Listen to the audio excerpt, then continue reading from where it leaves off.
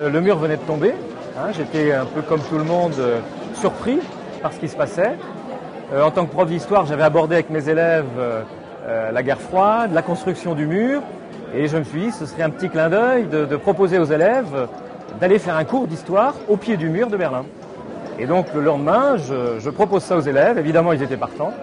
Je vais voir le directeur qui en 30 secondes a dit ok, pas de problème, on va organiser quelque chose, il faut que tes élèves aillent là-bas. Et sans perdre de temps, car pour vivre au cœur de cet événement historique et participer à la destruction du mur de Berlin, les choses ne sont pas si simples. 137 élèves de terminale sont candidats pour le départ, mais il faut des autorisations difficiles à obtenir.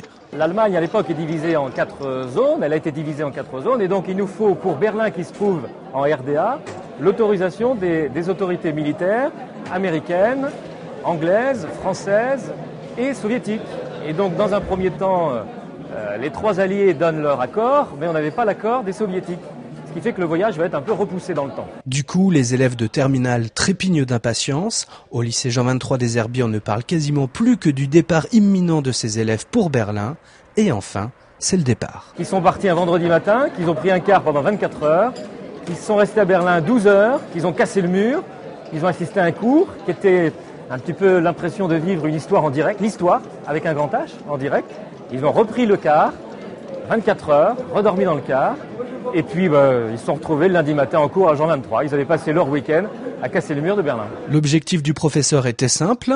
Il s'agissait de faire prendre conscience à ses élèves qu'ils traversaient le siècle le plus meurtrier de l'histoire et qu'avec la fin du nazisme en 1945, ils vivaient en cette fin de XXe siècle l'arrêt du communisme symbolisé par la chute du mur de Berlin. On a ramené plusieurs kilos de ce mur qu'on a cassé avec des burins, des marteaux.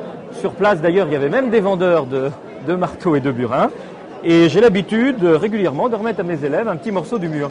Grâce à l'audace d'un professeur d'histoire et avec l'aide d'entreprises pour soulager le financement de ce voyage, 137 élèves du lycée Jean 23 des Herbiers ont été les témoins physiques d'un moment historique imprévisible et mémorable qui marqua le début de la fin du communisme en Europe.